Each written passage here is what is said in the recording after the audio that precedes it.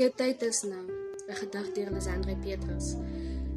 Jou tyd is nou, die oomblik van verandering, 'n kosbare oomblik, 'n tydperk van rangskikking. Ontwaak en omhels die wondrous nuwe dag, 'n moontlikheid wat voor jou lê en wag. Jou tyd is nou, om drome na te jag, om 'n passie te vind en jou pad te vag. Moenie vrees vir mislukking of twyfel nie. Jou skepende krag is wat my nou sien. Jou tyd is nou om die wêreld te lei, om jou unieke stem en boodskap te versprei.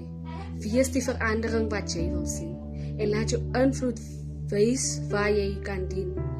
Jou tyd is nou, om te diep te wees en waar, om liefdevol te lewe sonder enige vrees of gevaar.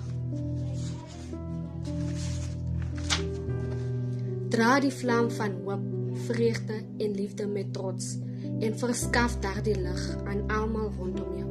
Jou tyd is nou, om te groei en om te leer, uitdagings te aanvaar, sonder om te sweer.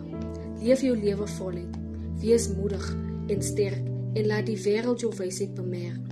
'n geskenk so begeerd, maak so tellend en onthou hoe dit waardeer. Jou lewensreis is uniek, 'n avontuur so groot, geniet elke oomblik. Jou tyd is nou, vrees saggies en bloot. Jou tyd is nou.